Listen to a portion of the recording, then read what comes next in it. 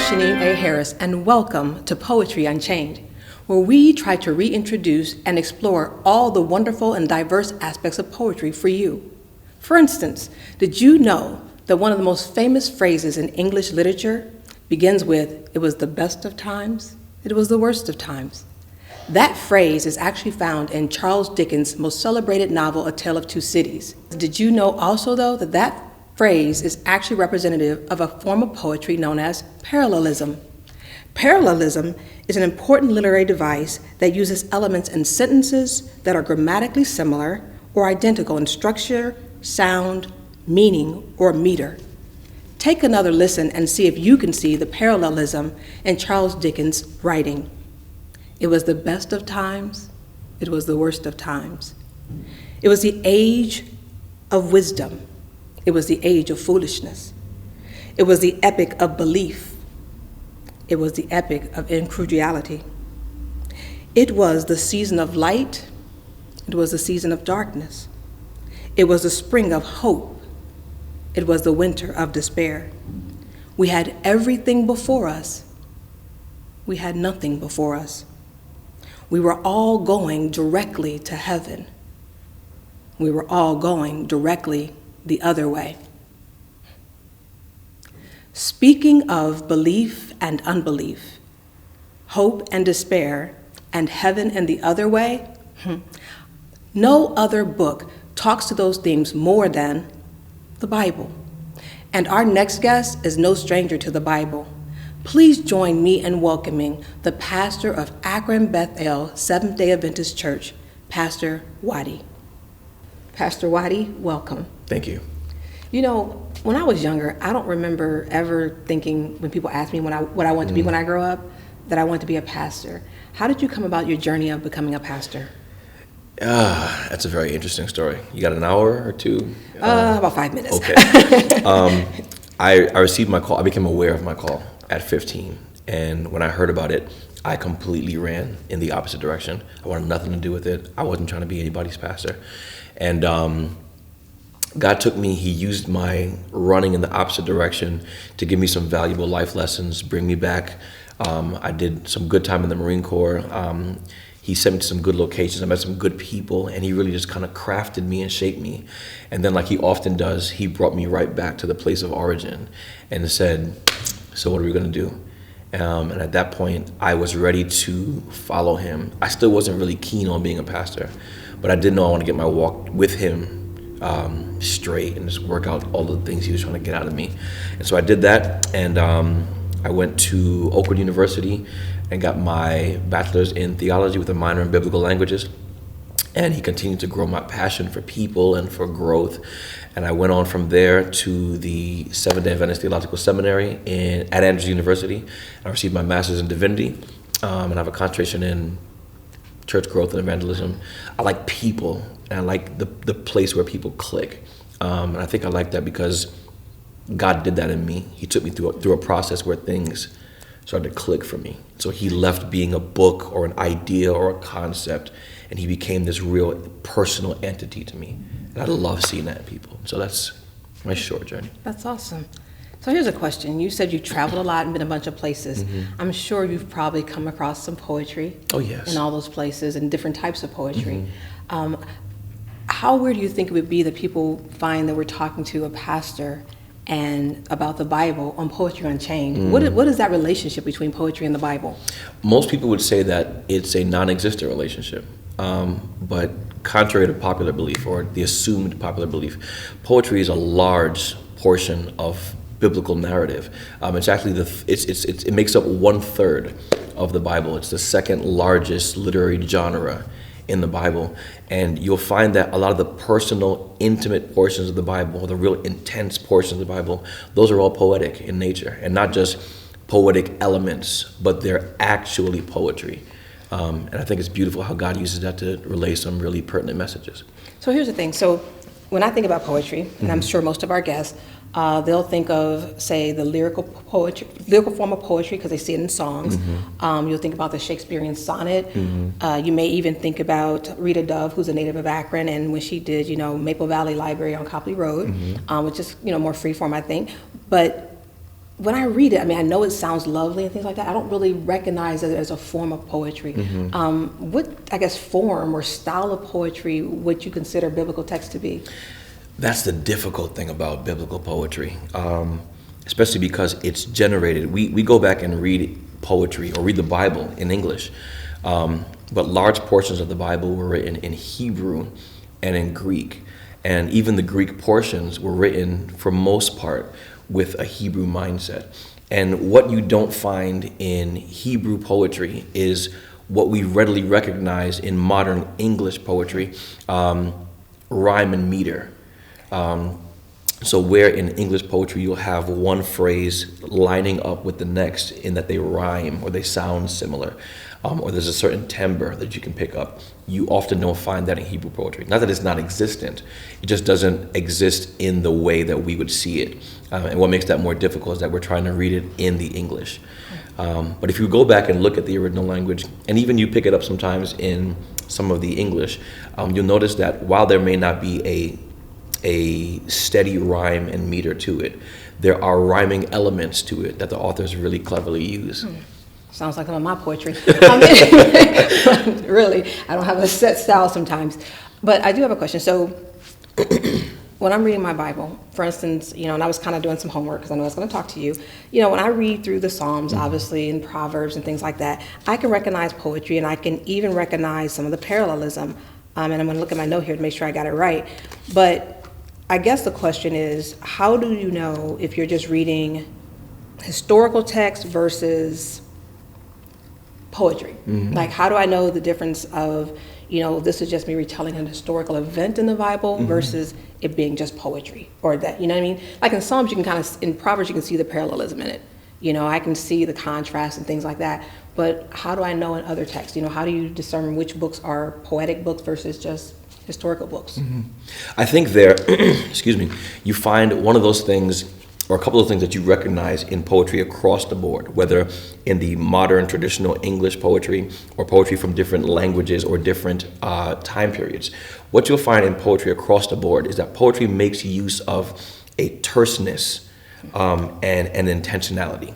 In that poets, we don't like to waste words. When we use words, we use them purposefully and intentionally. And so instead of saying, and there's a poem of St. Agnes E, which I love so much, instead of just saying, man, it was so cold in St. Agnes, it was freezing, and man, I remember the author is intentional about placing his wordage. So while there aren't as many words used, the words that are used are powerful in nature. The other thing about poetry is that poetry, the author of poetry wants you not to internalize information. The author wants to pick you up from where you are and place you in the middle of what's going on. They want you to taste the atmosphere. They want you to feel the pulp. They want you to tremble with fear that the protagonist or even antagonist is feeling. They want you immersed in it. And what you'll find in biblical poetry is that those two elements are very present. There's a terseness there. It's like God doesn't want to waste words.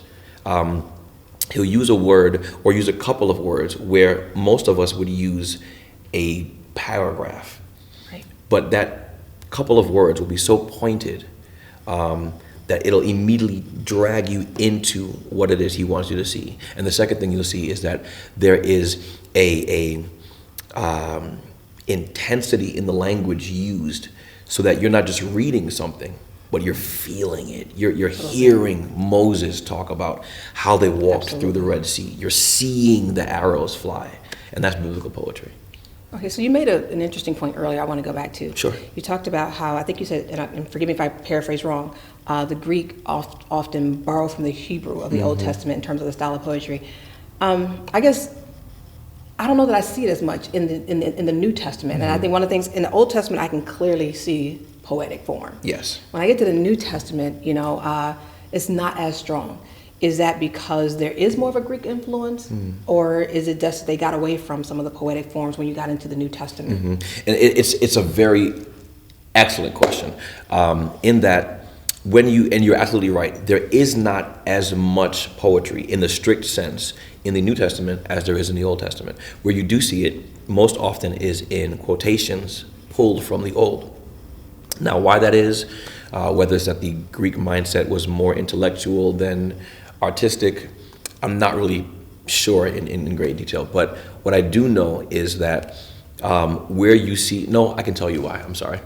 The majority of the Old Testament are letters. Letters to individuals or to churches. Thank you, Jesus. Whereas the majority of the Old Testament is the retelling of a narrative.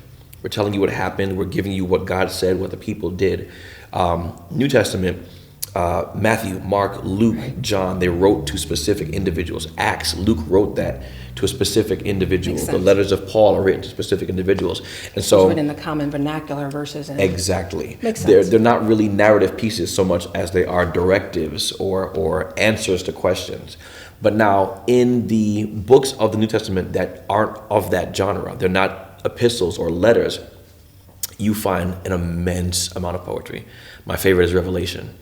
And Revelation is full. Yeah, you're reading that one now. It's a great book. And I would argue that most of it is largely misunderstood because there's a lot of metaphor. I mean, I think Exactly. It's hard to interpret particularly from I'll just say Western mindset. Some of the metaphors that are represented in Revelations. And I know I struggle with them. I don't know about everyone else, but I struggle immensely with it. You know, sometimes you want to be so literal when you think about a woman giving birth. I think about a woman giving birth, not being representative of Israel or anybody else. So. But I think that's what poetry does. I think the author, when you use simile or metaphor, what you want to do is you want to have the reader tack on, or the listener tack on to that concept you just brought and ascribe things from that to their experience. And so I think when John wrote about the woman giving birth, John wanted you to think, how does that process work? Again, it's that terseness and intentionality. But what I find most beautiful is that poetry in the New Testament continues in the vein of poetry in the Old Testament, in that most of your poetry in the Bible is directive or vision or words directly from the mouth of God. So when God speaks to you, God speaks in poetry. And you find in the New Testament, all the places where God is speaking directly is all poetry. I think that's beautiful. Oh, that's awesome. So how do you take verses in the Bible? Because most pastors, they don't read an entire chapter or an entire book during their sermons. How do you take a verse in the Bible and then translate that through a creative process into a sermon that's now used to move and encourage and draw people into worship? How do you do that? I think, and it's a difficult question to answer, but I think what's important in the process is to take yourself out of your 21st century North American mindset and try and place yourself in the context of first century, largely Jewish listeners. Because what it does is it similar to poetry, it removes you from your context and it places you in the middle of what's going on. So now you're looking at a text, a particular verse, and that verse now becomes alive with all of the animations and dealings of that time period. For instance, Matthew chapter 13, verse 44, the kingdom of heaven is like a treasure buried in a field. You can sit for an hour on that text because you have to run through and cognitively process, what does God mean when he says the kingdom of heaven is like a treasure buried in a field? Who's he referring to? Am I the kingdom of heaven? If I'm a treasure, what does that mean? If I'm a treasure buried in a field, what does that mean? What is he saying about me? What does he do when he finds this treasure? How does he treat it? How does there's so much meat in it when you look at it poetically. Wow. Would you be willing, I'm going to put you on the spot here. Sure. To take one of your biblical verses, take a biblical verse, and then show us the end result in part of a sermon? Sure. So this is an example of a sermon that I would have pulled from a poetic text in the Bible. We're looking at Proverbs chapter 15, verse 1. So take your time, flip pages. Proverbs chapter 15, we're in verse 1. The Bible says, A gentle answer turns away wrath, but a harsh word stirs up anger. A gentle answer turns away wrath, but a harsh word stirs up anger. I need you to understand what the writer of Proverbs is doing here. He's setting up juxtaposition. There's a parallelism here. There's a compare and contrast that's set up in similar terms. Watch this. He's speaking about the way you speak to people in response to them. A gentle answer, it turns away wrath, but a harsh word stirs up anger. Keep in mind now that when the writer of Proverbs did this, he didn't have chapter and verse divisions. You have one long biblical text, and you have to attach it to the text both before and after. 35 tells us of the previous chapter, a king's favor is toward a servant who acts wisely, but his anger is toward him who acts shamefully. Now, understand this. He's told us that there's something we can do to keep a king with his favor toward us. But should we act in such a way that is shameful and stirs anger up against us, watch this thing, a gentle answer turns away wrath, but a harsh word stirs up anger. Understand this thing. There is a way to diffuse a situation that is against you in an unfavorable manner. The way to do that is to not be propelled into anger by what has been brought against you, but instead to respond gently to diffuse the situation and keep anger from being stirred up against you. But he continues and says, the tongue of the wise makes knowledge acceptable, but the mouth of the fool spouts folly. Look how he's building this text. The eyes of the Lord are every place, watching the evil and the good. A soothing tongue is a tree of life, but perversion in it crushes the spirit. Sorry, I'm getting excited. The text is making a case. It's packing this thing up and shipping it to us in such a way that we can open it up and see what God wants us to understand. There is a situation or a time or a context where you will be greeted with anger. You'll be greeted with feelings of resentment. Someone will turn against you. The fool is the one who rushes to stir up that anger. But the wise person is the one who seeks to diffuse it. How then do we keep from being foolish, acting in folly, and being wise? The text tells us that a gentle answer is the one that turns down that situation. He's teaching you here how it is you can keep from being a fool. And I love how he says it, that control over you being considered a fool is here in your tongue. And he's using poetry to tell us that. He's using poetry. He's using the tongue to break down the notion that you have to allow a situation to escalate to a certain point where you look like a fool.